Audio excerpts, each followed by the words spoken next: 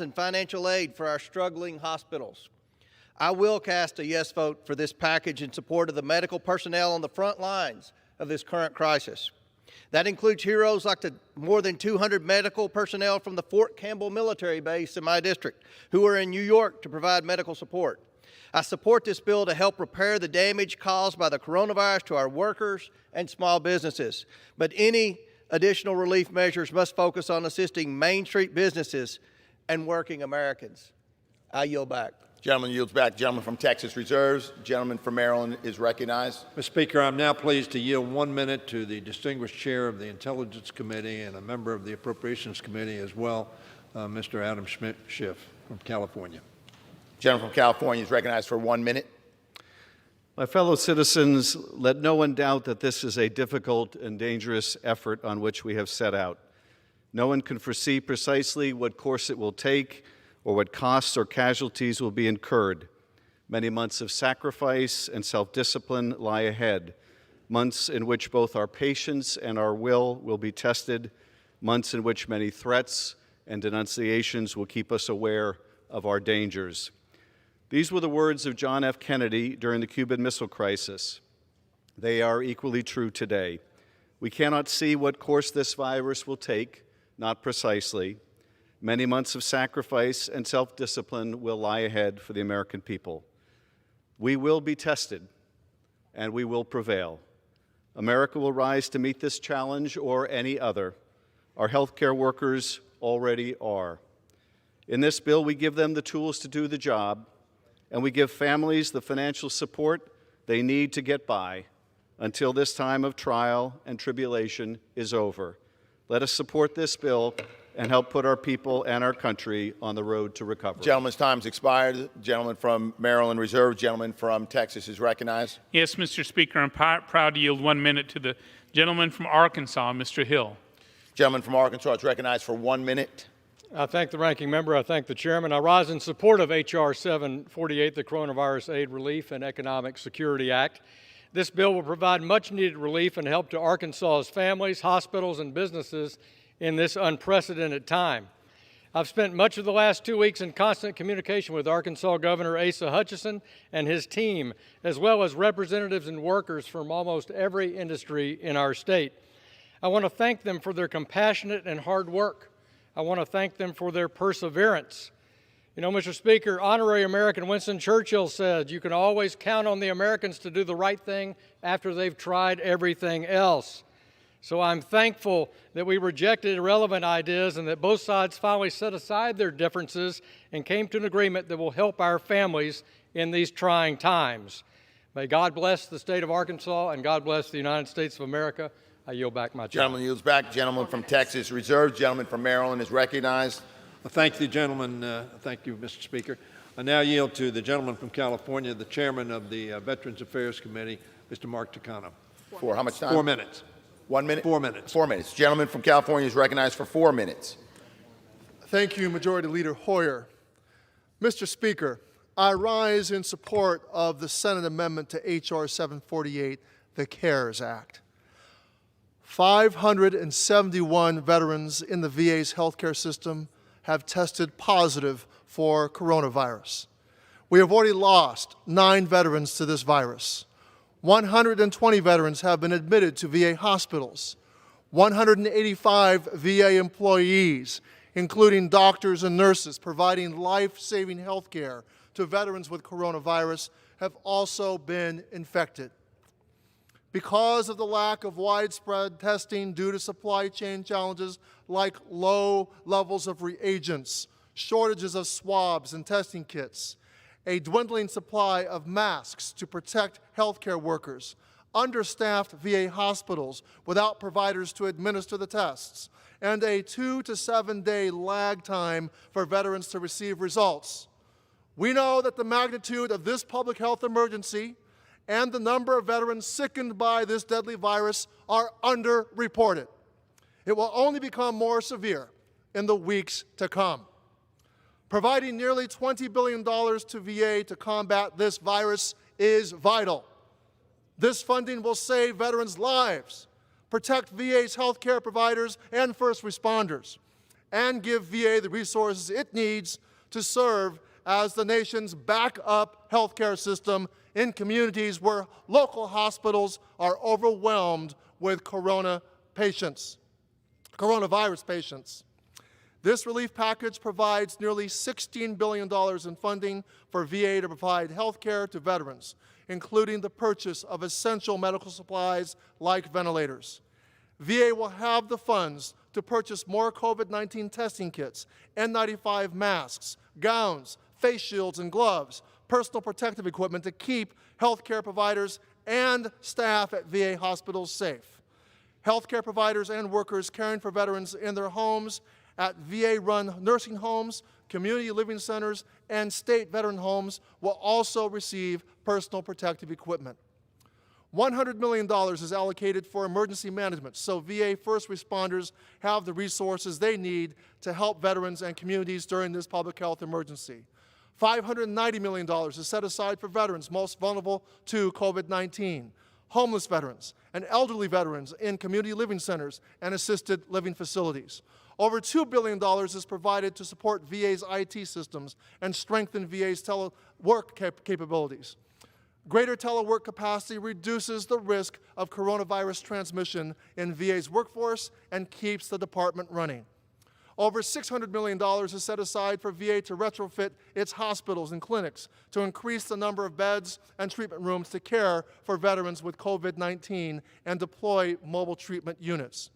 Over $2 billion is appropriated for veterans who need urgent or emergency care in the community for COVID-19. Finally, this funding ensures the VA healthcare providers putting their lives on the line to treat veterans are paid for their overtime work hours that they work. Now, this relief package also makes veteran-owned small business owners eligible for loans to pay their employees and keep their businesses afloat, and prevents veterans from losing their homes due to foreclosure. It ensures veterans who receive stimulus checks remain eligible for pension and means-based VA benefits. Now, this package is far from perfect, but there's so much in this legislation that is critical to helping veterans and ordinary Americans survive this pandemic. I expect that there'll be more legislation to ensure that no veterans or Americans are left behind. I urge my colleagues to Gentleman's support time this has relief package, expired. and I yield back. Gentleman from Maryland reserves. Gentleman from Texas is recognized. Yes, Mr. Speaker, very proud to yield 1 minute. The gentleman from Michigan, Mr. Mitchell. Gentleman from Michigan is recognized for 1 minute. Thank you, Mr. Speaker. I thank the ranking member. Our country faces a public health and economic challenge unlike any we've experienced in 100 years. We must protect the health of the American people while also ensuring our economy is able to bounce back as the coronavirus subsides. I urge at every opportunity that Congress assist Americans with income support while also providing a critical lifeline to businesses, especially small businesses. The CARES Act achieves those objectives through direct checks to American households, improved unemployment compensation, and fairly backed loans to businesses. This bill is certainly not perfect. Rarely do we see perfect in this chamber, and certainly not in these circumstances. However, we cannot delay, we cannot waver. We must ensure this aid is delivered to the American people as soon as possible. The American people are looking to us to lead at this moment, and we must do so now. So I rise to support the CARES Act. I urge my colleagues to do the same and move this to the President's desk. Thank you. I yield back. Gentleman yields. Gentleman from Texas reserves. Gentleman from Maryland is recognized. I thank the gentleman for his comments. And now I'm pleased to yield to the former mayor of Providence, Rhode Island. Mayors deal with it every day on the street, face to face. They know how critical this problem is, and I'm pleased to yield to our friend, the chairman of our policy and committee. 1 minute. Gentleman from Rhode Island. Mr. Cicilline from Rhode Island. Gentleman from Rhode Island is recognized for 1 minute. Mr. Speaker, this is a public health crisis unlike any other in modern history. Since day one of this pandemic, House Democrats have been focused on two things: saving lives and supporting families, workers, and small businesses. That's why we moved swiftly in recent weeks to pass two bipartisan relief packages that provided billions of dollars for medicine, protective gear, and lab tests, low-interest loans for small business, emergency paid leave, and free coronavirus testing. Yet we understood more needed to be done for working families. But Mitch McConnell still tried to use this third package to put huge corporations first. but Democrats fought to make this bill about the folks who really need help. And thanks to the leadership of Speaker Pelosi and our extraordinary committee chairs, that's what this bill does. For healthcare workers on the front lines of this fight, the working folks and small business owners struggling to get by, that's why this bill provides $130 billion for hospitals to treat patients and to protect workers, $360 billion in relief for small businesses, $250 billion in direct cash payments to workers and families, and an average of 4 months of full pay for workers who are laid off because of this crisis. Let's pass this bill now. And I yield back. Gentleman yields back. The gentleman from Maryland Reserve. Gentleman from Texas is recognized. Yes, Mr. Speaker, I'm proud to yield 1 minute to the gentleman from Wisconsin, Mr. Stile. Gentleman from Wisconsin is recognized for 1 minute. Thank you. Mr. Speaker, Americans' health and American jobs are being attacked by an invisible virus. And this House is called upon to respond today. Americans need our help. I've heard countless stories of people struggling. I spoke to a young woman from Kenosha, worried about losing her job and caring for her young children. I listened to a doctor from Janesville who desperately needs protective masks. America is fighting a war on two fronts, a public health crisis and an economic crisis. While far from perfect, the CARES Act provides needed relief. Free testing, supplies for hospitals, protections for workers' paychecks, and assistance to those who've lost their jobs. At times, this bill does leave much to be desired. There's unnecessary spending, including a $25 million for a Washington, D.C. theater. However, the Senate did its job. President Trump continues to do his job. Now the House must do ours. We cannot let the perfect be the enemy of the good. Gentleman from Texas Reserve. Gentleman from Maryland is recognized. I thank the Speaker. I now yield 1 minute to my friend from Colorado, the President of the freshman class, Mr. Joe Neguse. Gentleman from Colorado is recognized for 1 minute. One of the many leaders of the freshman class, and this talented freshman class. Thank you, Majority Leader Hoyer, for your leadership. Thank you to Speaker Pelosi for her leadership, and our very distinguished committee chairs for their work on this incredibly important bill. As many have said, this bill is far from perfect, but let us be clear about one thing. The American people need relief now. Not tomorrow, not next week, not next month, now. And so the question before this chamber is very simple. Will we step up for the American people? Will we step up for the healthcare workers, sacrificing their own health to save the lives of others? To the millions of unemployed across our country in each of our states, struggling to make ends meet, to pay their rent, to be able to feed their families? To the small businesses in Boulder and Fort Collins and Broomfield and across our country on the brink of collapse? To the scientists at CSU and at NIH and everywhere in between working to develop a vaccine to the COVID-19 pandemic? I pray and I hope that we will step up for them by passing this bill today. Let's get it done. Let's meet this moment. Gentleman from Maryland reserves. Gentleman from Texas is recognized. Yes, Mr. Speaker, I'm proud to yield 1 minute. The gentleman from Kansas, Mr. Marshall. Gentleman from Kansas is recognized for 1 minute. I thank the gentleman for yielding. Last Sunday, the Senate announced a bipartisan framework to help individuals and small businesses through the Chinese coronavirus crises. Then politics entered the fray. In the 5 days that have followed, coronavirus has cost hundreds of Americans their lives. Over 40,000 infections have occurred and millions of jobs have been lost. But thank goodness, cooler, more pragmatic heads have now prevailed. I want to thank our President for his leadership, for halting travel from China, and I want to thank the President for reaching out early to private enterprise to solve the testing challenges. These are decisions that actually saved lives. And finally, I want to thank the President for his constant message of hope and determination, for believing in us that we will develop cures and vaccines that we can and will rebuild this great economy. As a physician, I want to remind Americans to follow the President's 15-day guidelines. Let's flatten the curve. Let's not let up. Let's ignore petty political games and beat this virus. As one nation under God, this exceptional nation will prevail. Thank you, and I yield back. Texas reserves. Gentleman from Maryland is recognized. Speaker, at this time I yield to the gentlelady from the Philadelphia suburbs, Ms. Susan Wild from Pennsylvania. 1 minute. For 1 minute. Gentlewoman from Pennsylvania is recognized for 1 minute. Thank you, Mr. Speaker.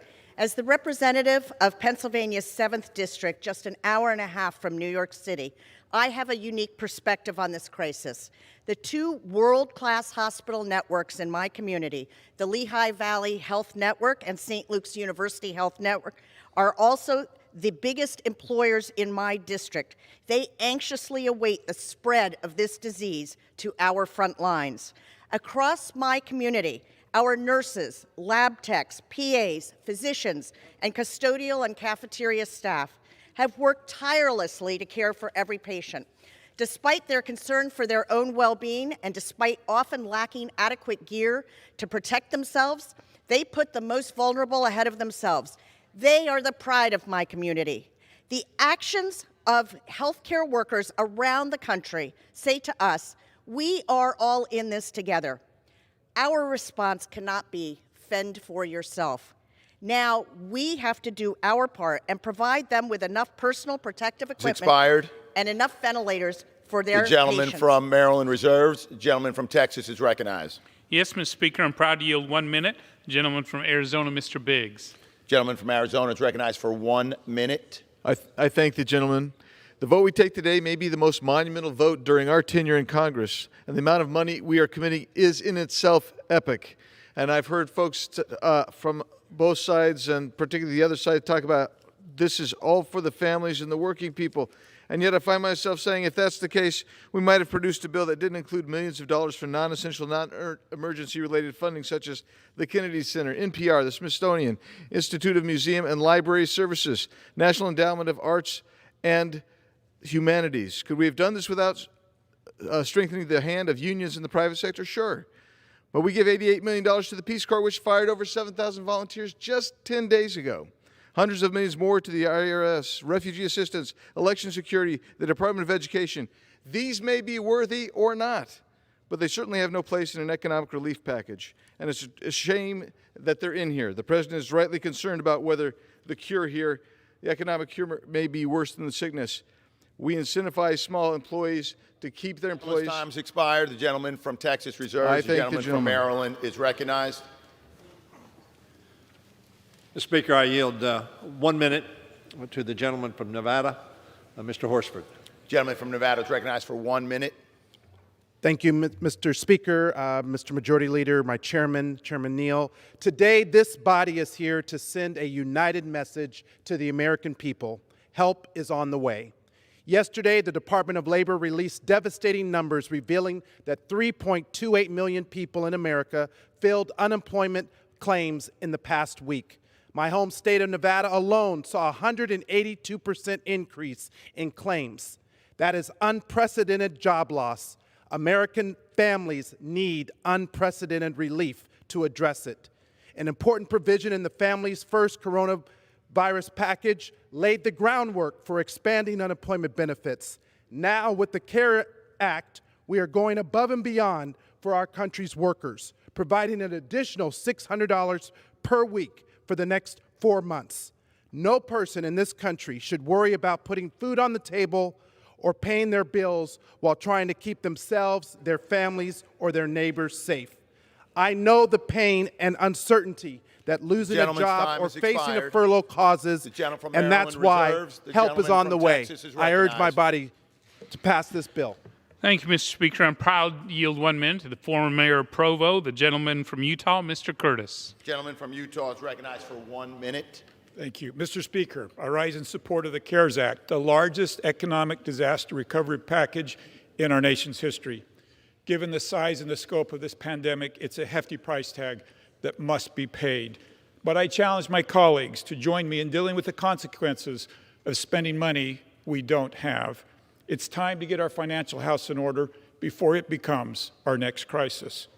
I represent a state that has a balanced budget and a rainy day fund. We do it on a state level, and we can do it on a federal level. I've heard stories of the devastating effects of COVID-19. One of the most important, unique parts of Utah's culture is the pride we take in serving one another, especially in a time of crisis. This spirit, coupled with the targeted stream of resources designed to keep money in the economy and people healthy, will be the key ingredients to ensuring communities across the state can fully heal from this unprecedented crisis. We will weather this storm together. I yield my time. The gentleman yields. Gentleman from Texas reserves. Gentleman from Maryland is recognized. Mr. Speaker, I now yield 1 minute to my friend Mr. O'Halloran from the state of Arizona, but a former uniformed police officer on the streets of one of our largest cities in America. He knows firsthand the challenges of our first responders. I yield to Mr. O'Halloran. Gentleman from Arizona is recognized for 1 minute. Thank you, Mr. Speaker. I rise today in support of the CARES Act. Families and businesses across America and Arizona are struggling, and healthcare workers and first responders are being asked to perform their important work without proper protective gear. In my district, the Navajo Nation is dealing with a disproportionately high amount of COVID-19 cases. There were 71 confirmed cases in the community as of last night. This bill allocates over $1 billion to the Indian Healthcare Service and to tribal healthcare providers, and over $400 million to tribal governments for equipment. I urge my fellow colleagues to vote for this legislative package that will provide relief to struggling American families and ensure the tribal communities are not overlooked. There is no excuse for our healthcare professionals to not be protected and our first responders. Thank you. And I yield. Gentleman yields. Gentleman from Maryland reserves. Gentleman from Texas is recognized. Yes, Mr. Speaker, I'm proud to yield 1 minute to the gentleman from Kansas, Mr. Estes. Gentleman from Kansas is recognized for 1 minute. Well, thank you. Mr. Speaker, in times like this, I'm inspired by the strength and generosity of people in Kansas and across our nation. However, we know that the coronavirus outbreak has impacted hardworking Kansans, their families, and their friends and relatives across the country. Wichita is the air capital of the world. In our area, we've already been hit hard by the grounding due to the 737 MAX issues. But now small businesses are facing uncertainty as Kansans have been asked to stay at home, not knowing when they can resume operations again. Today, I rise in behalf of workers and families in Kansas who need Congress to get this right. Every minute we spend trying to politicize this crisis wastes official time and hurts Americans. We should focus on what really matters, offering stability to families that need it and getting America back open for business again. The CARES Act assists small businesses and distressed industries, giving families and unemployed workers the financial means to make it to the other side of this crisis, and ensures that job creators are positioned to keep paying their workers and rehire those who've been laid off when we recover. Kansans and Americans across the country. Gentleman's time has expired. The gentleman from Texas reserves. The gentleman from Maryland is recognized. Mr. Speaker, I now yield 1 minute to a gentleman who has served his country on the front lines of battle and the defense of freedom, Jason Crow from the state of Colorado. Gentleman from Colorado is recognized for 1 minute. Thank you, Mr. Speaker. Our country and the American people are in crisis, and it requires our action now. To be clear, this is not a perfect bill, but it is the bill that America needs today. It will provide immediate relief, direct cash payments to millions of Americans to pay rent, to buy food, and to pay their mortgages. Over $370 billion to our small businesses in immediate grants and loans. There is much more that needs to be done, but we will work together to do it and improve moving forward. We will get through this challenging time as a country because that is what America does. We are at our best when we come together and meet our common challenges, and that is exactly what we will do. Thank you, Mr. Speaker. I yield back. The gentleman yields. The gentleman from Maryland reserves. The gentleman from Texas is recognized. Yes, Mr. Speaker, I'm proud to yield 1 minute to the gentleman from Idaho, Mr. Fulcher. Gentleman from Idaho is recognized for 1 minute. Speaker, the United States of America is at war. It's an invisible foe, and it's called coronavirus. Now, having a virus is not a new precedent for America. It's happened twice in the 20th century, called Spanish flu and polio. But in an attempt to slow this outbreak, we did set a new precedent. For the first time in history, we mandated the economy shut down by law. Now, we don't yet know the benefits of that, but we do know the cost. It's about $2 trillion. And one must ask, what is the cost of not acting? It's agonizing to take on this debt. But here's a game changer for me. When the government shut down the economy, it assumed the responsibility for bringing it back. This virus may threaten our health, but 98% or more will survive that. We will not allow the virus to take away our livelihoods. Speaker, I'll be supporting the bill. Gentleman yields. Gentleman from Texas reserves. Gentleman from Maryland is recognized. Mr. Speaker, I misspoke and elevated Mr. Neguse from Colorado, who is on the leadership and the freshman representative to the leadership. But now I am really recognizing the president of the freshman class, extraordinary woman who has been in the federal government to rescue our automobile industry, and I thank her for her service, Haley Stevens from the state of Michigan. For 1 minute. Thank you. Thank you. The representative from Michigan is recognized for 1 minute. Thank you, Madam Speaker. I rise before you today in this chamber during this critical time in the United States of America, where our country faces a battle with a pandemic, the biggest battle we have faced as a nation together in generations. Amidst uncertainty, we work to keep Americans alive by stopping the spread of COVID-19. In these times, heroes will be made and not selected. We are in a global pandemic. Many Americans may perish unexpectedly and suddenly in unfair circumstances. These are not pleasant words to hear. Treatments and cures are needed. They will take time. Economic security must be guaranteed. The outbreak of COVID-19 has spread throughout our land. Listen to the scientists and the doctors who have spent a lifetime in this space. Listen to Dr. Fauci. This is not a moment to provide the false comforts of times past. We are so proud of Americans who are sacrificing so much right now. Our students gone from their beloved classrooms and classmates. We beam for our manufacturers who have no...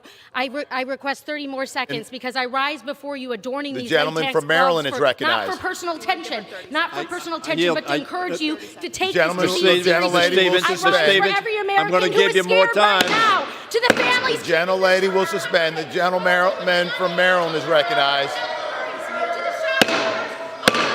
The gentlelady is out of order. I yield the gentlelady 30 additional seconds. The gentlewoman is recognized for an additional 30 seconds. Cause of their servitude, sharing in the profession with those who have not come before you. Similar times of trying medical need, wars and flus past. You will see darkness, you will be pushed, and our society needs you. To stand together at this time, our country loves you. To our doctors and our nurses, I wear these latex The gentlelady's time has expired. The gentleman from Maryland is reserves. The gentleman from Texas is recognized. The gentleman from Texas is now recognized. The gentlelady from Michigan is out of order.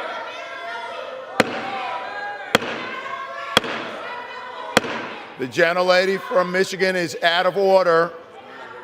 The gentlelady from Michigan is no longer recognized. The gentlelady from Michigan is no longer recognized. The gentleman from Texas is recognized. Thank you, Madam. Mr. Speaker, I'm proud to restore bipartisan work and yield for 1 minute to the gentleman from South Carolina, Mr. Wilson. Gentleman from South Carolina is recognized for 1 minute. Thank you, Mr. Speaker. Thank you, Ranking Member Kevin Brady. I rise in support of the legislation. This week, Star Parker provided insights saying staying free and faithful in a pandemic in the Daily Signal. The coronavirus creates and presents challenges to us as a nation, as individuals. There are principles we should keep in mind. We have a Constitution that assigns limited defined powers to the federal government and leaves the rest to the states and individuals. Trump acted with deliberation, shutting down flights from China. We know this virus is most lethal to the elderly. There are large variations among the states. The answer is we should maximize local responsibility. There are two other things to keep in mind. One is life is unpredictable. That's why socialism and national planning are so bogus and always result in failure, and that's why freedom is so critical and important. Only through freedom is responsibility focused on individuals. Two, faith is critical. It's faith that keeps us human, faith that binds us together, unique individuals. Faith will play a key role in helping our nation through this crisis and emerge better for it. I yield back. The gentleman yields back. The gentleman from Texas reserves. The gentleman from Maryland is recognized. Mr. Speaker, I now have the privilege of yielding to the gentlelady from Queens, one of the epicenters of this challenge to our country, Alexandria Ocasio-Cortez. Gentleman from New York is recognized for 1 minute. Thank you, Mr. Speaker, and thank you to our Majority Leader, I represent one of the hardest hit communities in the hardest hit city in this country, Queens, New York. 13 dead in a night in Elmhurst Hospital alone. Our community's reality is this country's future if we don't do anything. Hospital workers do not have protective equipment. We don't have the necessary ventilators, but we have to go into this vote eyes wide open. What did the Senate majority fight for? One of the largest corporate bailouts with as few strings as possible in American history. Shameful. The greed of that fight is wrong for crumbs for our families. And the option that we have is to either let them suffer with nothing or to allow this greed and billions of dollars, which will be leveraged into trillions of dollars, to contribute to the largest income inequality gap in our future. There should be shame about what was fought for in this bill and the choices that we have to make. Gentlelady's time's expired. And I yield. Gentleman from Maryland reserved. Gentleman from Texas is recognized. Thank you, Mr. Speaker. I'm proud to yield 1 minute to the gentleman from Virginia, Mr. Riggleman. Gentleman from Virginia is recognized for 1 minute. Thank you, Mr. Speaker. It wasn't so long ago that our country experienced an event that would bring Americans together to fight a common enemy and help those in need. On September 11, 2001, America experienced the worst act of terrorism in its history. The resolve and patriotism I felt that day as a warfighter is so very similar to the resolve and patriotism I feel today. Government can do some things for the American people. The CARES Act is not perfect, but it provides much-needed funds for medical equipment, support for small businesses, and additional tools to fight the crisis. This bill is a step forward, and when combined with the same American spirit that brought us through 9/11 and crises past, we can come out of this stronger. The true strength of our great nation is what people do for each other. Rugged individualism turns into compassionate sacrifice. The charity of American spirit expands and envelops all others. We see those in need, we act, we volunteer, we lead, we step into the breach. Almost nothing perfect comes out of government. Service, however, demands that we put forth a perfect effort to do the best we can. Texas reserves. Gentleman from Maryland is recognized. Mr. Speaker, I now have the privilege of yielding to a gentlelady from Northwest Illinois, the heartland of our country, and one of the leaders of our party, Sherry Bustos from Illinois. Thank you, Mr. Leader. Gentlewoman from Illinois is recognized for 1 minute. For 2 minutes. 2 minutes. 2 minutes. Thank you, Mr. Speaker. I rise in support of the CARES Act. Yesterday, the United States became the country with the most known COVID-19 cases in the world, and we are all concerned for our families, for our friends, for our farmers, for our futures. But today, we have the opportunity to take a step forward, to come together, even as we must stand apart, to help our fellow Americans, to strengthen our communities, and to face this threat as one.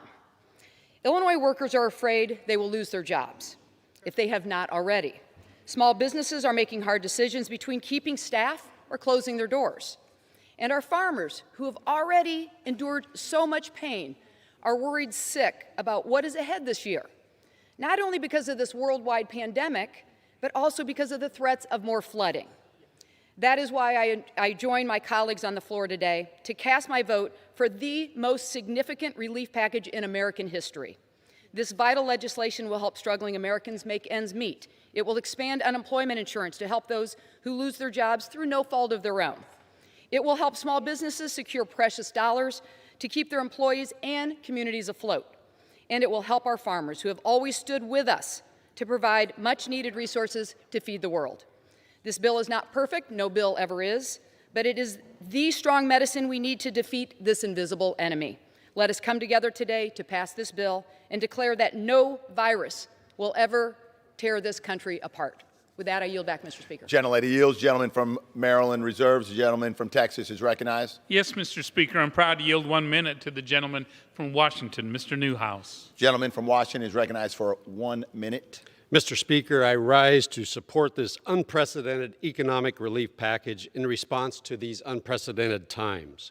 It is clear this pandemic is having a profound impact on the American people. It is our job to make sure that this impact is not a lasting one. Especially clear is just how devastating this crisis is hitting rural communities like those in central Washington. This bill provides desperately needed relief to rural hospitals, many of which are the only health care provider for a great number of my constituents. It will support the agricultural industry to ensure hardworking farmers and ranchers can continue to provide food security for our nation. And it will provide stability for workers and small business owners who are the backbone of our local economies. Mr. Speaker, this is a 9/11 moment, a time to put partisan differences aside, policy goals aside, and work together as Americans for the people of our nation. And I yield back. Gentleman yields. Gentleman from Texas reserves. Gentleman from Maryland is recognized. I yield to the gentleman from California, Mr. Cisneros, for 1 minute. The gentleman from California is recognized for 1 minute. Thank you, Mr. Speaker, and thank the gentleman for yielding. As you all know, our country is in a crisis, and the American people are looking for Congress for action and leadership. That is why I stand in support of the CARES Act, which provides our workers, small businesses, healthcare workers, and so many more in California's 39th district the relief they need. Whether it's to provide PPE and medical equipment to our healthcare workers, financial support for our workers without jobs, or resources for our small businesses, Congress is taking significant steps to help our communities. At the same time, we're enforcing strict oversight to prevent secret bailouts and ensure that those on the front lines of our global epidemic come first. While the CARES Act throws a lifeline to our workers and our economy, we will need to do more. There's not a single community across the United States that hasn't been affected by the coronavirus in some way. That's why our next stimulus package must provide direct funding for our cities and towns with less than 500,000 residents. Although we have had to be physically apart, our community and our country have come together with the American spirit and determination needed to help us get through this crisis. The gentleman from Texas is recognized. Thank you, Mr. Speaker. I'm proud to yield 1 minute to the gentlelady from Puerto Rico, Ms. Gonzalez-Colon. Gentlelady from Puerto Rico is recognized for 1 minute. Thank you, Mr. Speaker. The CARE Act ensures that all citizens in Puerto Rico are treated equally under the federal grants and benefits incorporated in this bill, which I strongly support. Puerto Rico has been in a lockdown since March 15, and more than 48,000 people lost their jobs already. This bill will help our small businesses, that people, and the nutritional assistance program, as well as the health industry, to tackle those issues. Puerto Rico as well already, because we have the infrastructure of a great pharmaceutical and skilled workforce that stands ready to ramp up and deliver medications, devices, when backed up by the Defense Production Act. We need to rebuild our American workforce in a domestic territory. That's the reason I thank the President, the leadership of the Senate, and the House for putting together this economic health package to give our localities the resources to tackle this crisis affecting our nation so we can focus on staying safe and healthy. I urge my colleagues to vote in favor of it. The gentlelady yields. Gentleman from Texas reserves. Gentleman from Maryland is recognized. Thank you, Mr. Speaker. Mr. Speaker, can I inquire of the time that is left out for both sides? The gentleman from Maryland has 52.5 minutes. From Texas has 63 minutes. 63? 63 minutes. Thank you. I now yield to the former chairman of our campaign committee, extraordinary candidate for the United States Senate in New Mexico, my friend Ben Ray Lujan of New Mexico. 2 minutes. Gentleman from New Mexico is recognized for 2 minutes.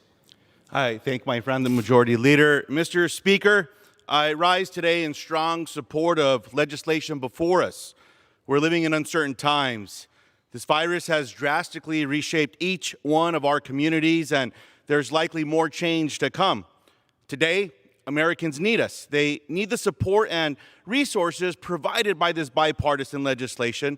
They need access to protective equipment, a personal safety net, and economic assistance. Workers need assurances that their economic security is paramount because it is the American worker at the cornerstone of our economy. In this bill, I fought so that trade workers and engineers employed at New Mexico's national labs can continue protecting our national security mission. We cannot let them down. We must pass this bill for the teacher who is delivering meals to students to make sure they don't go hungry just because they're not in the classroom. We must pass this bill for nurses, doctors, healthcare professionals, and first responders who haven't slept as they provide for the sick. We must pass this bill for rural communities who need the lifeline to ensure seniors are fed and individuals can access health care when the nearest doctor is hundreds of miles away. We must pass this for everyone who is fighting to keep one another safe, healthy, and afloat. We cannot let them down. The reality we wake up to each day may change, but what remains the same is that we face this crisis together. And like every crisis we have faced before, we will get through this together. Passage of this legislation is an important step, but I want every New Mexican and every American to know that we understand this uncertain time demands an extraordinary response. And together, we will not let each other down, and we will meet that challenge. Thank you, and I yield back the balance of my time. The gentleman yields. The gentleman from Maryland reserves. The gentleman from Texas is recognized. Yes, Mr. Speaker, I'm proud to yield 1 minute. The gentleman from West Texas, Mr. Arrington. Gentleman from Texas is recognized for 1 minute. Mr. Speaker, the Greek physician Hippocrates once said, "For extreme diseases, extreme methods of cure are most suitable." And while this medicine will have some short-term side effects, it's our best hope for curing the crisis. Our nation is fighting a global pandemic and the prospects of a looming national disaster. While I have serious concerns with some bad policies, partisan provisions, and the overall price tag of this legislation, I'm more concerned about inaction, delaying support for millions of hurting Americans, and the threat of an even costlier recession for our country. This national emergency has wreaked havoc on our country and upended every aspect of our lives. We must move quickly to provide temporary relief for our working families, small businesses, and frontline healthcare professionals. Mr. Speaker, this is uncharted territory. This is an unprecedented crisis. Extraordinary circumstances call for extraordinary measures. I stand united with my colleagues and my countrymen in these difficult days. I yield back. The gentleman yields. The gentleman from Texas reserves. The gentleman from Maryland is recognized. Mr. Speaker, I have the privilege of yielding 1 minute to the distinguished gentleman from Virginia, Mr. Connolly. The gentleman from Virginia is recognized for 1 minute. I thank the Speaker, and I thank my good friend from Maryland, the Majority Leader. America is bleeding. America is in deep suffering and even deeper anxiety. It counts on its Congress to respond with alacrity and thoughtfulness and action. We have no time to dither. We have no time to engage in ideological or petty partisan fights. Our country needs us as one. 3.28 million people filed for unemployment last week. In my state, that translated into a 17-fold increase in 1 week. The number of coronavirus victims quadrupled in that time period in my state. And those figures are reflected throughout the country. Now is the time to come together. Now is the time to show our fellow countrymen we can rise to this occasion and reinstill in them the hope and confidence that will come. The gentleman's time has expired. I yield back. The gentleman from Maryland is reserves. The gentleman from Texas is recognized. Yes, thank you, Mr. Speaker. I'm proud to yield 1 minute. The gentleman from Ohio, Dr. Winstrup. Gentleman from Ohio is recognized for 1 minute. Thank you, Mr. Chairman. Thank you, Mr. Speaker. Americans are suffering. They're suffering in the face of an unseen enemy, a natural disaster that we can only defeat together. I've spent hours on the phone with Ohioans and national leaders, doctors, researchers, elected officials, business and community leaders, listening to what they are doing to help us through this crisis and asking what they need. This bill is not perfect, but it does provide emergency relief legislation that helps our healthcare workers, our hospitals, our businesses with liquidity, and helps our workers to keep them on the payroll, as well as helping Americans most in need. We see businesses retooling their industry. We see groups donating supplies and others seeking cures. We're learning many lessons, finding many flaws that we must fix. So we have the opportunity to come back even stronger and more responsible than ever. We need to pass this bill. This time is very unprecedented. Let's get it done. And I yield back. Gentleman yields. Gentleman from Texas reserves. Gentleman from Maryland is recognized. Mr. Speaker, I now yield to one of the senior members of the Congress of the United States, a member of the Energy and Commerce Committee, representing the committee, the distinguished Jan Schakowsky from Chicago, Illinois. How much time?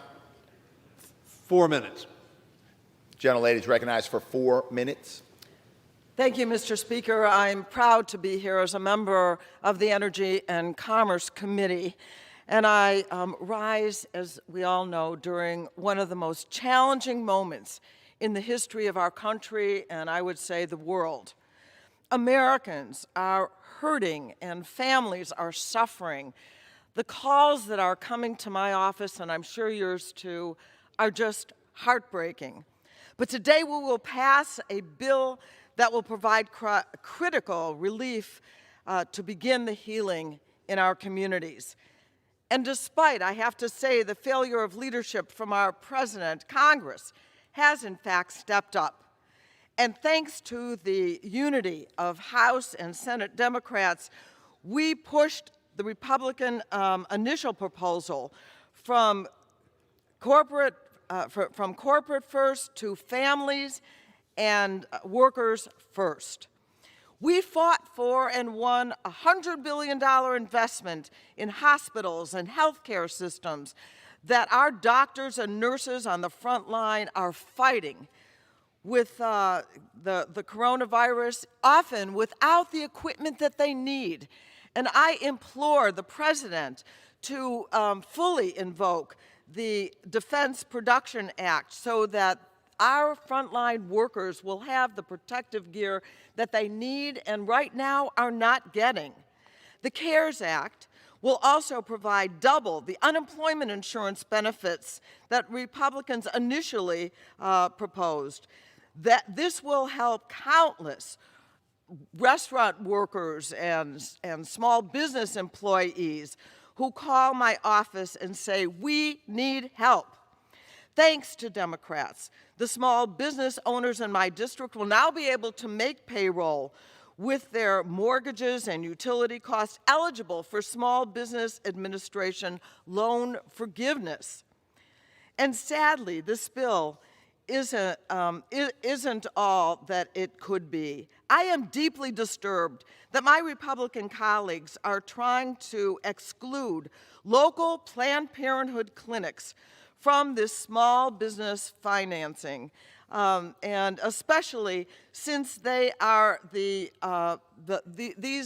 clinics are helping people every single day to be able to get the health care they need. And I'm also really disappointed that they took this opportunity to irrelevantly add to this the Hyde Amendment. I want to especially take the time to thank the people that are working today. And I'm glad to be here among you doing just that. But we are seeing people that are outside here, the Capitol Police, people that are helping to clean our environment, that people that are now working at jobs like the people in my grocery store, the Jewel food store in my neighborhood, where the people who are bagging my groceries, who are loading my shelves, who are taking my money in order to buy the food that all the people in my community need, they are risking their lives too and deserve the kind of thanks. I want to thank my governor, Governor J.B. Pritzker, who has actually created a response fund that will put money into community organizations and not-for-profits that can help people that aren't covered here, that need to be covered in the next bill. I'm talking about immigrants, undocumented people. Gentlelady's time's expired. Gentleman from Maryland reserves. Gentleman from Texas is recognized. Mr. Speaker, I'm very proud to yield 3 minutes to the chair of the Republican Conference, the gentlelady from Wyoming, Ms. Cheney. Gentlelady from Wyoming is recognized for 3 minutes. Thank you very much, Mr. Speaker. Mr. Speaker, 67 years ago yesterday, Dr. Jonas Salk announced that the United States had successfully tested a vaccine to prevent polio, a dreaded virus that afflicted tens of thousands of Americans. Mr. Speaker, we have beaten terrible diseases before, and we will again. When we were attacked on 9/11, our heroes were the firefighters and police officers who ran towards the burning buildings, the citizens who stormed the cockpit of Flight 93, who put their own lives at risk. Mr. Speaker, we have those same heroes today. Today, they are the thousands of nurses and doctors and countless other healthcare professionals and their staff who work in our hospitals and clinics and provide the greatest care anywhere in the world. We owe them our deepest gratitude. But, Mr. Speaker, we also owe them every tool, every piece of equipment, and every resource they need to save lives. Mr. Speaker, we also have a duty to our parents and our grandparents. In this greatest nation on earth, we protect the sick and the most vulnerable. We owe all we have to our mothers and our fathers, to the generations who came before, and we must do all we can now to protect them. All of us, Mr. Speaker, are called into the service of this blessed nation at this time of challenge, not as Democrats or Republicans, but as Americans. This pathogen does not recognize party lines, and no partisan solution will defeat it. Neither will the government acting alone. It will take all the ingenuity and innovation of the American private sector, working with our federal, state, and local governments. This is not a time for cynicism or invective or second-guessing. This is a time to remember that we are citizens of the greatest nation on earth, that we have overcome every challenge we have faced, and we will overcome this one. We are one nation, Mr. Speaker. We should all be rooting for our president to succeed, for New York Governor Cuomo to succeed, for California Governor Newsom to succeed, for Wyoming's Governor Mark Gordon to succeed. Indeed, we must do everything we can to help every state and every governor in our great union. The bill we are voting on today is a crucial step. On the Sunday after 9/11, my family worshiped at Evergreen Chapel at Camp David with the families of cabinet officials and service members who were assigned there, many of whom would go on to serve overseas in the following years. That morning, as our nation faced another time of testing, the chaplain urged us work from Texas. as though... Mr. Speaker, additional 30 seconds. Gentlelady has additional 30 seconds. That morning, as our nation faced another time of testing, the chaplain urged us, work as though everything depends on you because it does, and pray as though everything depends on God because it does. We will defeat this virus, we will restore our economy, we will heal our nation. We are Americans. I yield back. Gentlelady yields. Gentleman from Texas reserves. Gentleman from Maryland is recognized. Mr. Speaker, I'll yield myself 10 seconds. And I thank the gentlelady from Wyoming for her remarks. I'm sure that all of us on this floor can subscribe to them, and hopefully we act accordingly. I thank her for her remarks. I now yield to my friend from Nevada, another senior member of the Congress of the United States, Congresswoman Dina Titus. For how much time? 1 minute. Gentlelady from Nevada is recognized for 1 minute. Thank you to the leader. Whenever our economy is hurting, my congressional district in the heart of Las Vegas is always among the hardest hit.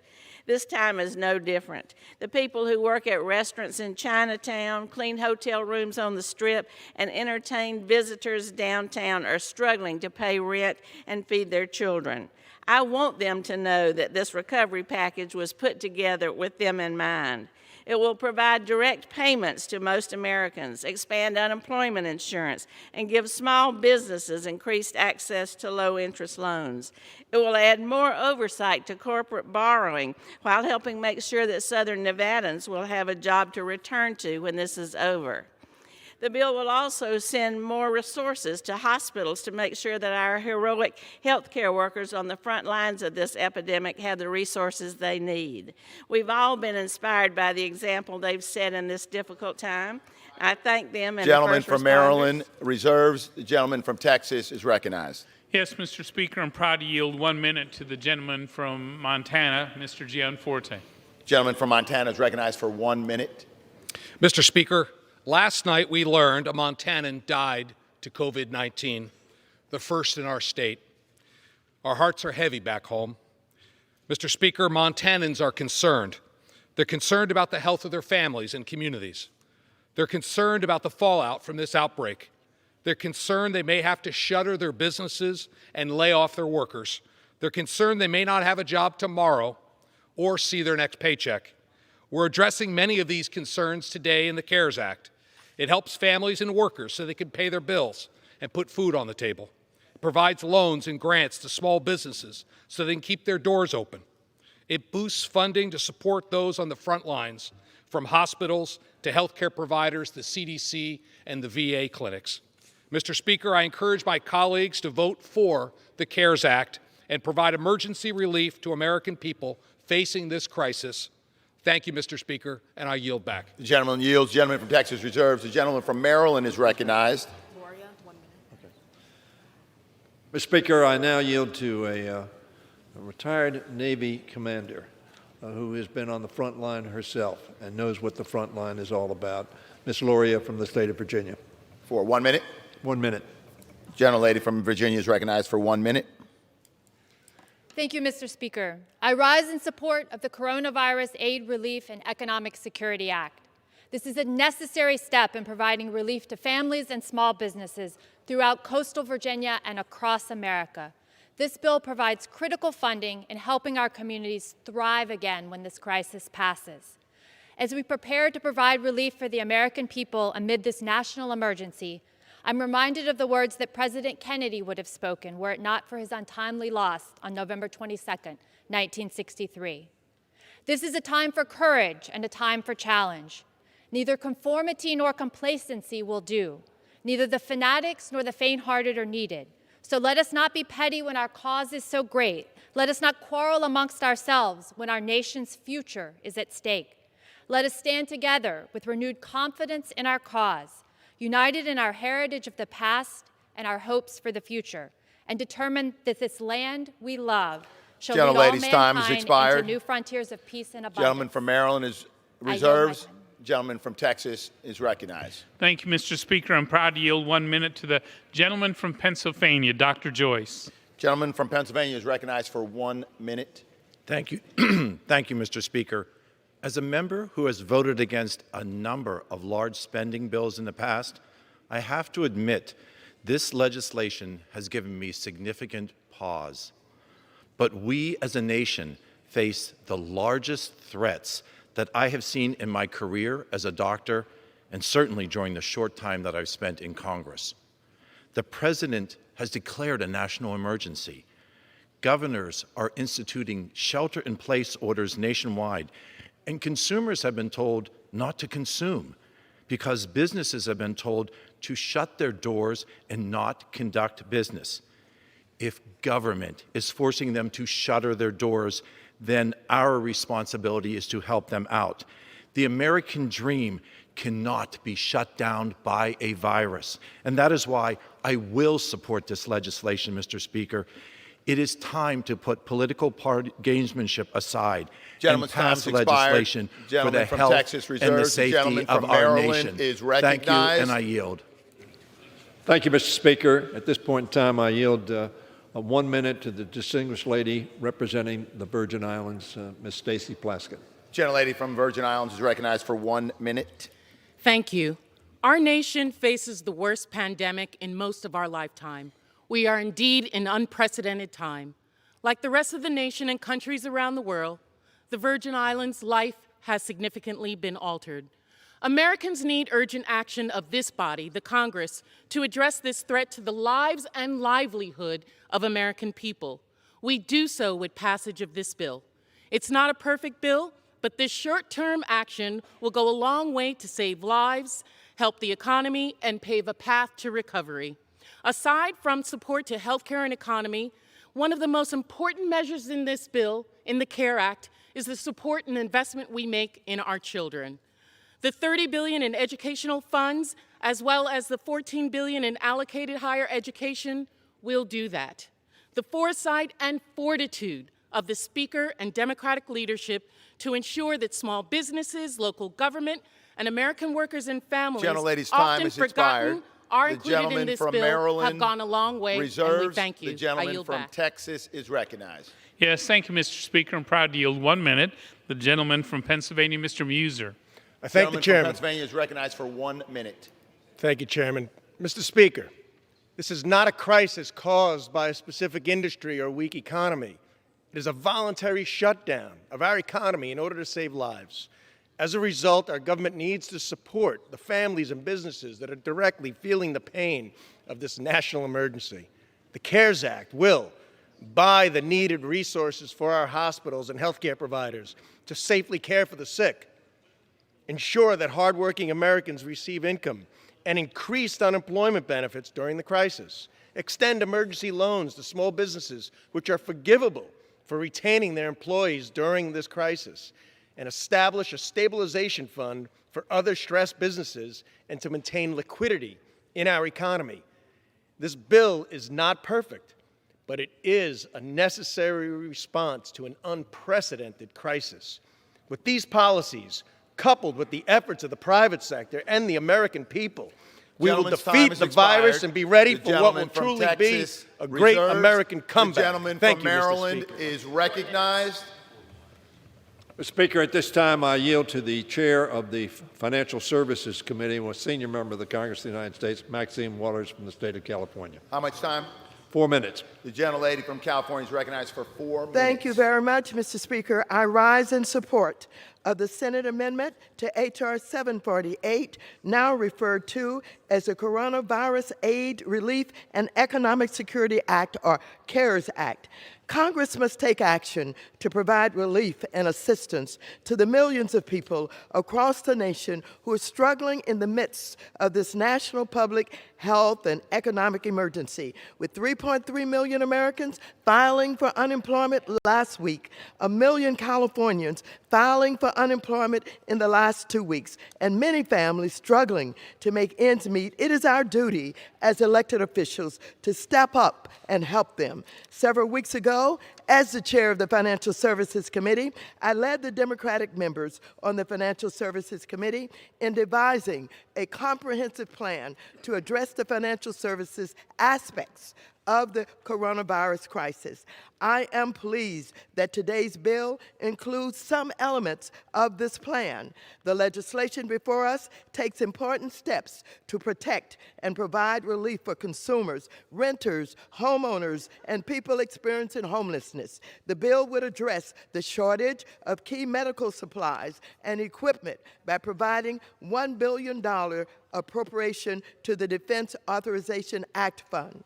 It would support small businesses and local territory and state governments and ensure that any federal aid to corporations has conditions and independent oversight. The bill provides $4 billion to help combat the outbreak of this disease among the homeless community. Most importantly, building upon my proposal, most individuals and families across the country will receive a check or direct deposit for $1,200 for each adult and $500 for each child to help our families who are struggling during this unprecedented crisis. While I'm pleased that the legislation includes these provisions that Democrats fought for, while I support the bill's passage, I must make it clear that the legislation is far from comprehensive and that there are issues that it leaves unaddressed and areas where it falls short.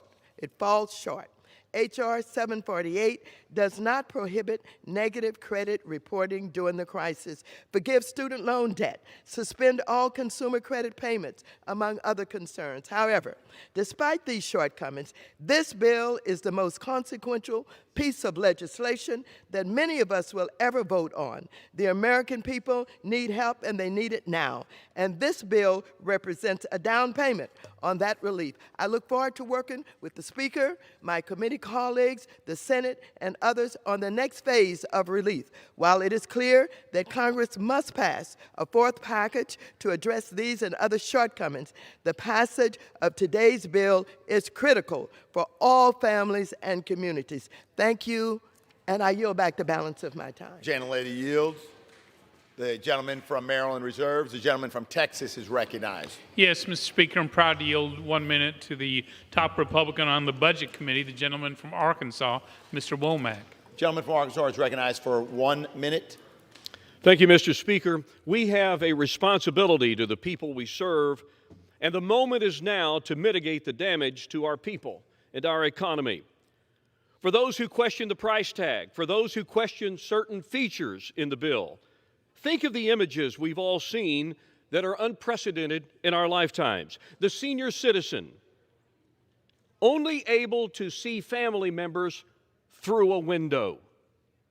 Worse yet, Americans dying alone. The frontline medical professional fighting an invisible disease, risking their very lives to bring hope to a frightened public. The businessman fighting to stay solvent, to keep a workforce, and to live to see another day. The scientists and engineers desperately searching for an answer. Who among us can question the crisis we're in and the needs of the people we serve? By midday today, Mr. Speaker, let us be remembered for taking the action necessary to put aside our politics. Gentleman's time's and expired. deliver Gentleman for the from American Texas people. I yield back. reserves. Gentleman from Maryland is recognized. Mr. Speaker, I now yield to the gentlelady from Virginia, Abigail Spanberger, who also has seen challenge up front and personal. And I yield to her 1 minute. Gentlelady from Virginia is recognized for 1 minute. Thank you, Mr. Speaker. I will be voting for this bill for the children who are foregoing their school and for the millions of children for whom that means that they are losing the stability and the nutritional support that comes with it. I will be voting for this bill for my family members and my friends and constituents who have lost their jobs in the past 2 weeks because of this pandemic. I will be voting for this bill so that we may deliver support to the small business owners and restaurateurs throughout Central Virginia who have closed their doors in order to stop this pandemic and keep their neighbors safe. And I will be voting for this bill for the healthcare workers in my district who are risking their lives to make our community safer. And I am grateful to the sanitation worker, the mail carriers, the UPS workers, the FedEx workers, the grocery store workers, those who work in our nursing homes and facilities across our district and across our country. I thank them for adding a bit of stability to our country during this incredibly difficult time. Maryland reserves. The gentleman from Texas is recognized. Mr. Speaker, may I inquire as to the time remaining? The gentleman has 53½ minutes. And the gentleman from Maryland has 39 minutes. Gentleman from Texas is recognized. Yeah, thank you, Mr. Speaker. Proud to yield 1 minute to my fellow Texan, Mr. Flores. Gentleman from Texas is recognized for 1 minute. Mr. Speaker, a few days ago, White House and congressional Republicans presented a bold bipartisan plan of action to help hardworking Americans deal with our current challenges. This plan puts much-needed resources where they're most needed: our families, our healthcare system, our small businesses, other businesses affected by this crisis, and our state and local governments. One of the things that we found out during this crisis is that our healthcare system supply chain relies far too much on foreign sources like Communist China. We can never allow this to happen again. In order to fix that problem, I am pleased that Senate and House negotiators included my request to fund $3.5 billion to utilize 3 existing centers in innovation for advanced development and manufacturing. One of these CIADMs is part of the Texas A&M University system, which I represent. These public-private CIADM partnerships are uniquely positioned to accelerate research, development, and manufacture of vaccines and therapeutics to mitigate pandemics, and they do it right here in America. Today, from Texas reserves. The gentleman from Maryland is recognized. Mr. Speaker, I reserve my gentleman reserves. Gentleman from Texas is recognized. Thank you, Mr. Speaker. I am pleased to yield 1 minute to my friend, gentleman from Pennsylvania, Mr. Perry. Gentleman from Pennsylvania is recognized for 1 minute. Mr. Speaker, the coronavirus emanated from China is here. We can't stop that. We can't go back. But I am distressed by the Hobson's choice that we have. It is ravaging our communities. It is ravaging our healthcare system. It is ravaging our economy. And we should be solely focused on healing our communities and saving the small businesses, the big businesses, and the economy that makes America great. So as we discuss this and also discussed a fourth, yet another package, no more Hobson's choice. No more billion-dollar bailouts for things that are unrelated. No more policies that are long-standing for a short-standing issue that needs our critical attention. Mr. Speaker, whatever we do, let's do no harm. I yield back. Gentleman yields. Gentleman from Texas reserves. Gentleman from Maryland reserves. Gentleman from Texas is recognized. Thank you, Mr. Speaker. Thank you, Mr. Speaker. Proud to yield 1 minute to my fellow Texan, Dr. Burgess. Gentleman from Texas is recognized for 1 minute. I thank the gentleman for the recognition. Our country is in a war, a crisis, unlike anything that has been seen for over 100 years. But there are heroes. We know our first responders. We know our doctors and nurses on the front line in our intensive care units. We know what heroes they are. But you know, Mr. Speaker, not all heroes wear capes. Certainly our doctors and nurses don't wear capes. I've got a furniture manufacturer in my district, Barbara Caldwell, who called me last weekend and said she wanted to transition her furniture manufacturing to manufacture personal protective equipment, and she is doing so. I had an aircraft manufacturer who said they wanted to manufacture ventilators, and they are changing their clean room and hiring the engineers so they can do that. We do have heroes in this country. They don't always wear capes. I also want to recognize the hard work done by the Health Subcommittee staff, J.P. Poliskevitz, Christian Shatansky, Christian Sam, Caleb Graff, and then on my staff, Elizabeth Allen, Casey Pachunka, Rachel Huggins, and my Chief of Staff, James Decker, who are all over in the office right now, making certain that this goes smoothly. I yield back. Gentleman from Maryland. Reserved. Reserves. The gentleman from Texas is recognized. Mr. Speaker, I am proud to yield 1 minute to the gentleman from Maryland, Dr. Harris. Gentleman from Maryland is recognized for 1 minute. Mr. Speaker, we're here a week too late. Not because we didn't know what our citizens and businesses needed, but because too many in the congressional swamp felt that you never let a serious crisis go to waste. Filling this important bill with pork and earmarks, like $25 million to the Kennedy Center, $75 million to NPR, $75 million to the National Endowment of the Humanities, instead of more masks and ventilators. But, Mr. Speaker, many Americans do need our thanks. Thank you to the frontline healthcare workers who selflessly and compassionately care for victims of the Wuhan virus. Thank you to President Trump for his leadership and for his transparency with the American people in this time of crisis. Thank you to my anesthesiologist colleagues who've stepped up to the challenge. They're trained in intensive care, and the ventilators on their anesthesia machines could prove critical if this fight escalates. Finally, thank you to all those Americans who have followed the President's recommendation on 15 days to slow the spread of the Wuhan virus. I yield back. Gentleman from Texas reserves. Gentleman from Maryland is recognized. Gentleman from Maryland reserves. Reserves. Gentleman from Texas is recognized. Thank you, Mr. Speaker. I'm pleased to yield 1 minute. The gentleman from Kentucky, Mr. Guthrie. Gentleman from Kentucky is recognized for 1 minute. Thank you, Mr. Speaker. As all of our colleagues came in yesterday and this morning and make an effort to get back, it was important that we were all home last week. I was home last week and got to talk to her barber. Sole proprietor has his own shop, had to close down because of the order. Now he's going to have an income. I talked to a businessman who said, I'm going to have to lay people off for the first time in 40 years of business, and almost in tears. After this bill passes, he will not have to do that. Or the businesswoman that says I have a rent payment due at the end of the month. After this bill passes, she'll be able to pay her rent. Mr. Speaker, I'm humbled that today I'm going to vote for the largest bill in American history. I think it should make us all a little nervous. But it is after being home, listening to the stories of those in our communities, it is the right thing to do. I encourage to support our communities and support those making our country better. And I'm here to say I'm going to support this bill, and I encourage my colleagues to do so as well. I yield back. Gentleman yields. Gentleman from Texas reserves. Gentleman from Maryland reserves. Gentleman from Texas is recognized. Thank you, Mr. Speaker. Pleased to yield 1 minute to our gentleman from California, Mr. LaMalfa. Gentleman from California is recognized for 1 minute. I thank the gentleman for yielding. This bill is indeed historic, the largest disaster relief package in American history. I'm disappointed, as many of my constituents are, that much of this bill is not directly related or targeted at emergency relief, but that's the cost of doing business in a divided government in such divided times. Indeed, much that was on the last-minute ideological wish list has been removed and focus returned to the virus and its economic effect. A colleague said earlier this is much like a 9/11 moment. It's up to us today.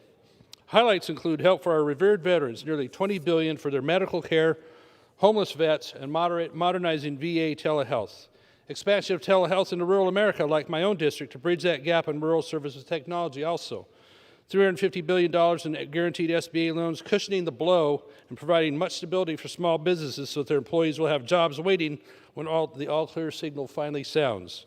It's my hope and prayer this act hits the targets and brings certainty that I hope most of us in this room desire, and importantly, meet the needs of the very Gentleman's concerned time's American expired. people. Gentleman I from thank Texas President reserves. Trump The and gentleman his from team Maryland for is bringing us hope and recognized. stability. I yield back. Gentleman from Maryland is recognized. Mr. Speaker, I yield 1 minute to the former county executive in Long Island, Tom Suozzi of New York. Gentleman from New York is recognized for 1 minute. Mr. Speaker, as you know, my father was born in Italy, and he would say, what a country. And my grandfather at family weddings would give advice to the new couples and say, non ci sono rose senza spine. You can't have a rose without the thorns. Well, right now, we mourn the thorns in our country right now. So many people are suffering because of their health, because of their sickness, because they're worried about their family's finances, and because of the deaths that have taken place. But today we have to also celebrate the roses, those essential workers that are working for the common good every single day, the grocery workers, the postal workers, the healthcare workers, the people that are on the front lines every single day, looking out for us every single day. And I want to celebrate today the roses of life of Democrats and Republicans coming together for the common good, putting aside ideological purity and working together to try and help people that are facing these desperate times. Mr. Speaker, God bless this country and God bless all of our American people. I yield back. Gentleman yields back. Gentleman from Maryland reserves. Gentleman from Texas is recognized. Yes, Mr. Speaker, I'm pleased to yield 1 minute to the gentleman from Indiana, Mr. Pence. Gentleman from Indiana is recognized for 1 minute. Thank you, Mr. Speaker. Yesterday, I got in my car and drove to Washington, D.C. from Columbus, Indiana, on behalf of the voters in the Indiana 6th District. I'm here to support President Trump and be a voice for Hoosiers who need relief from this virus now. I've been fully engaged in making sure that this package preserves the health and livelihood of Americans. We need to protect the health of Americans and get them back to work. Congress has come together to provide relief and support for hospitals, families, workers, and small businesses. I came here to fight for Hoosiers' prosperity and the American dream. We can't afford to wait another minute for relief. Let's do our job and get it done. Thank you. I yield back. Gentleman yields back. Gentleman from Texas reserves. Gentleman from Maryland is recognized. Mr. Speaker, I now yield 1 minute to Mr. Swalwell from the state of California. Gentleman from California is recognized for 1 minute. Thank you, Mr. Speaker. We will get through this. That's who we are. That's what we do. Throughout our country's history, with leadership and resources, the American people have shown resilience to overcome every crisis we faced. This will be no different. As we meet here in this chamber across America, from Eden Hospital in Castro Valley, California, to hospitals in New York City, our health workers, our doctors, our nurses, our receptionists, the janitors who support them, are toiling away to heal the sick. We see you, we hear you, we need you. And this bill, more than for anyone else, is for you.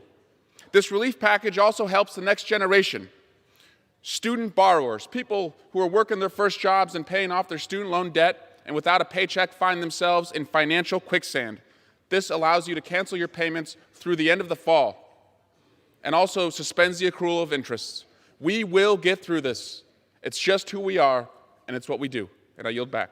Gentleman yields. Gentleman from Maryland reserves. Gentleman from Texas is recognized. Yes, Mr. Speaker, I'm proud to yield 1 minute. The gentleman from Michigan, Reverend Wahlberg. Gentleman from Michigan is recognized for 1 minute. Thank you, Mr. Speaker. I rise today in strong support of the Coronavirus Aid, Relief, and Economic Security Act and our president. This pandemic has upended life for everyone. I've heard from workers living from paycheck to paycheck who face an uncertain future. I've heard from struggling farmers. I've heard from small business owners who suddenly can't make payroll or rent. I've heard from courageous healthcare professionals and first responders who desperately need personal protective equipment to continue to care for the sick. These are incredibly trying times. While the CARES Act won't solve every unique challenge, help is on the way. America has faced periods of profound adversity in the past. Each time we prevailed. Together, as Americans, we will do so again. But may we remember that while our nation is locked down, our Creator God is wide open to our prayers. Let's Gentleman's time's expired. The gentleman from Texas reserves. The gentleman from Maryland is recognized. Mr. Speaker, at this time I am very proud to yield to one of the first two Native American women to serve in the Congress of the United States. And this bill, of course, reaches out to our tribal communities to make sure that they're whole. I yield to Ms. Holland from New Mexico. Gentlewoman from New Mexico is recognized for 1 minute. Mr. Speaker, this global crisis causes us to ask, how do we value the workers who grow and harvest our food? How do we value healthcare workers who risk their own lives for our loved ones? How do we value the people who educate and care for our children? Democrats fought hard to ensure this bill includes comprehensive support for healthcare workers. It also creates a $150 billion relief fund so that state, local, and tribal governments can fight this pandemic. I know what it's like to live paycheck to paycheck. This stimulus package provides direct payments to working families so they can pay bills. The Small Business Rescue Plan will aid small businesses and nonprofits in New Mexico to maintain their existing workforce and pay rent. Yet still, Congress must continue to act. Even after we stop the spread of this virus, we must ensure our families have the help they need. I support the Coronavirus Aid, Relief, and Economic Security Act because we must battle this threat together. And Chairman, I yield.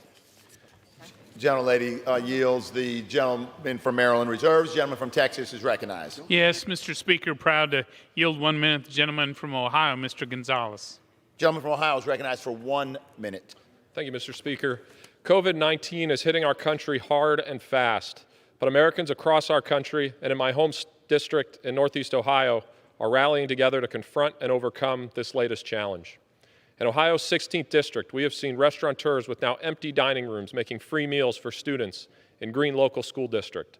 We have seen businesses like Bueller's Grocers do everything they can to prevent layoffs and support employees who come to work every day to ensure their shelves are stocked for those who need it. Our hospitals are bracing for impact, but we have seen our healthcare providers like the Cleveland Clinic and university hospitals working their hardest to innovate through this crisis by developing their own tests and launching drive-through testing facilities. Our great governor, Mike DeWine, is setting the gold standard of leadership in response to this crisis. He is taking decisive action to flatten the curve and save lives in the Buckeye State. This bill provides critical resources for those who need it most: our heroic healthcare workers, our small businesses, the unemployed, and our local leaders who are fighting this virus on the front lines. Gentleman's time has expired. I vote yes.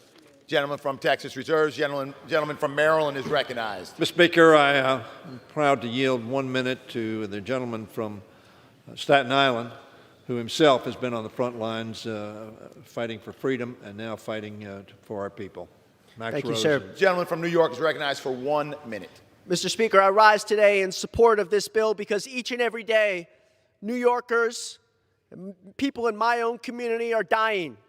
I rise today in support of this bill because our frontline soldiers of this war, our nurses and our doctors, need masks. I rise today because days from now, weeks from now, New Yorkers will need thousands of more ventilators. I rise today because hundreds of thousands of New Yorkers have been laid off. And I rise today in support of this bill because this virus doesn't see party affiliation, and today we rise as Americans, not Democrats or Republicans. And lastly, I rise today in support of this bill because this is just the beginning. More work will need to be done. New York needs more help. But we're Americans, and we can get the job done. Thank you. Gentleman yields. Gentleman from Maryland reserves. Gentleman from Texas is recognized. Thank you, Mr. Speaker. Proud to yield 1 minute. Gentleman from Florida, Dr. Dunn. Gentleman from Florida is recognized for 1 minute. I thank the gentleman. I rise in strong support of the CARES Act. COVID-19, otherwise known as the coronavirus, has seriously impacted our country both medically and economically. During this unprecedented time, it's imperative that we not only take proper precautions, but react in an effective manner. This bill is not perfect. It has a very large price tag. However, a crisis of this magnitude requires Congress to act swiftly and decisively. This bill represents a bipartisan compromise that can make this happen. We have single household incomes, seniors on fixed incomes, and small business owners who need relief right now. My constituency is still rebuilding after Hurricane Michael, and I intend to do whatever it takes to get them the help they need right away. This is an excellent opportunity for us all to come together and support our constituents. Please join me in supporting this stimulus package, and I yield back. Gentleman yields back. Gentleman from Texas reserves. Gentleman from Maryland is recognized. Mr. Speaker, I yield 1 minute to the gentleman from New Jersey, Mr. Malinowski. Gentleman from New Jersey is recognized for 1 minute. Mr. Speaker, I am proud to stand here today and to say to my constituents in Phillipsburg and Dover and Clark who are out of work, to our restaurant owners in Somerville and Summit, to our nurses and doctors at Overlook and Hunterdon Medical, help is on the way. This does not mean we're done. There's so much more to do for our local governments, for example, for our hospitals and healthcare system. Congress must keep working. Let's use technology. Let's use remote voting. Let's have virtual hearings to make sure this money we're approving goes out the door quickly and to the right people. And let's remember, we are not here today rescuing the economy because of a virus. We are rescuing the economy because of our failure as a nation to test for that virus. So Congress will do our job. We will take care of the economy. I implore the President to work with us, Republicans and Democrats, to fix the supply chain for masks, for ventilators, for test kits. Time's expired. Don't talk about reopening America till we've done what we must to reopen it safely. The gentleman from Texas is recognized. Thank you, Mr. Speaker. I'm proud to yield 1 minute to the gentleman from Arizona, Mr. Schweikert. Gentleman from Arizona is recognized for 1 minute. Thank you, Mr. Speaker. Think of this. Doesn't it feel like it was just yesterday the Federal Reserve Chairman was telling us we were in the Goldilocks economy? The wage growth, particularly wage growth for the working poor, was the best in modern economic times. I will argue we need to find a path back to that. That economic growth was moral. It was an amazing thing. Good things were happening. And then we hit this black swan. This is ripping my heart out because there's things in this bill that just don't belong there. I consider them, well, I can't say that word in front of a microphone, but we all have these moments in our political lives where we walk up front of this microphone and we're going to say, I'm going to have to vote for something that has things in it that break my heart, but we must do the right thing. We must get back to that economic growth. We must get back to that prosperity that was enveloping this country. And hopefully, we will look back, do a great postmortem, understand the things we did wrong, and fix them in the future. Gentleman from Maryland is recognized. Mr. Speaker, I now yield 1 minute to my friend from Massachusetts, Mr. Steve Lynch. Gentleman from Massachusetts is recognized for 1 minute. Thank you, Mr. Speaker. I rise in support of this bill, and I want to associate myself with the remarks of the gentlelady from Wyoming. Although in recounting the heroes of 9/11, she forgot the United States Postal Service workers, and we have forgotten them in this bill. During 9/11, the United States Postal Service workers continued to deliver the mail despite the anthrax attacks, and they continued to deliver medical supplies and medicines to every home and business in America today, 6 days a week, yet they received no benefits in this bill. We need them also to execute a delivery by mail system, a vote by mail system in this crisis to preserve our democracy as this crisis continues. So we need to fix that in the upcoming, in the next bill that we consider for this type of relief. We have to remember the United States postal workers and the great job they've done on behalf of our country. Thank you, and I yield back. The gentleman yields. Gentleman from Maryland reserves. Gentleman from Texas is recognized. Thank you, Mr. Speaker. I'm proud to yield 1 minute. The gentleman from Indiana, Dr. Bouchon. Gentleman from Indiana is recognized for 1 minute. Mr. Speaker, these unprecedented times call for unity to help Hoosiers and all Americans who are struggling medically and/or financially through no fault of their own. This relief package puts Americans first with aid for families, workers, small businesses, and companies that employ millions of people. There's assistance for healthcare providers who are on the front lines working tirelessly to save our friends, neighbors, and family members from COVID-19, in addition to their usual duties. I'm proud to see that 2 provisions I've helped author are included in this package. These bipartisan policies will ensure patients have timely and affordable access to COVID-19 preventive care, such as vaccines and testing. and to make clear doctors who provide volunteer medical services during this public health emergency have liability protections. I've spent the past week talking to hospitals in Indiana, and it could not be clearer. They need our help, just as we need their help to defeat the virus and keep our loved ones safe. I urge my colleagues to support this package so we can provide relief Americans desperately need. I yield. Gentleman yields. Gentleman from Texas reserves. Gentleman from Maryland is recognized. Mr. Speaker, I yield 30 seconds to my friend from New Jersey, Mr. Norcross. Gentleman from New Jersey is recognized for 30 seconds. Thank you. I rise today in favor of this bill, but also to say thank you to my brothers and sisters who are on the front line. Yes, those who work in the supermarkets, who are delivering the mail, who keep the lights on, who keep the water running. We're thanking them because they're making the sacrifice today. We've always been tough. Americans are special, and we will rise to this occasion. Fate calls us, we will answer, and we want to say thank you to everyone here and to all those serving America. I yield back. The gentleman yields. Gentleman from Maryland reserves. Gentleman from Texas is recognized. Mr. Speaker, I'm proud to yield 1 minute to the former chairman of the Energy Committee, gentleman from Michigan, Mr. Upton. Gentleman from Michigan is recognized for 1 minute. Well, thank you, Mr. Speaker. Let's face it, coronavirus has totally disrupted our lives across the country, in every community, and certainly around the globe. To all of us, it's frightening. It's a nightmare. This bill is a partial response to end that disruption.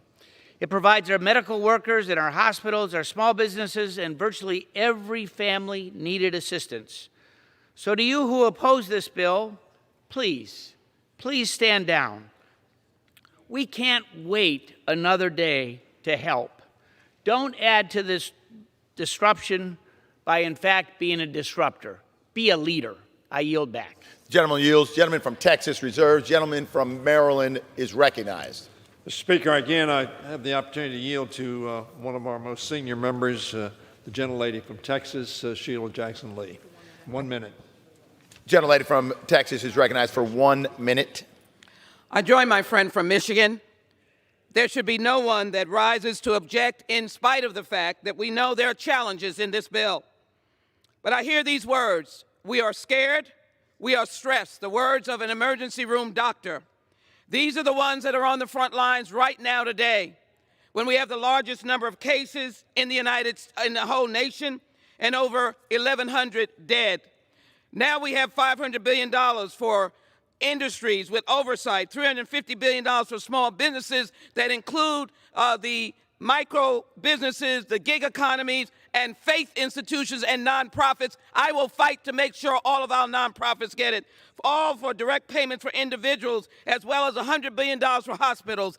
I watched as the Memorial Medical Center gave out over 1,100 tests, a small hospital putting themselves on the front line. Here's my words, Mr. Speaker. No man is an island. Each man's death diminishes me, for I'm involved in mankind. Gentlelady's Therefore, time's sin expired. not to know for The whom gentleman bell from tolls, Maryland it reserves. tolls for me. The gentleman We from must get Texas this is passed for the recognized. people of the United The States. gentlelady is no longer recognized. Thank you, Mr. Speaker. I'm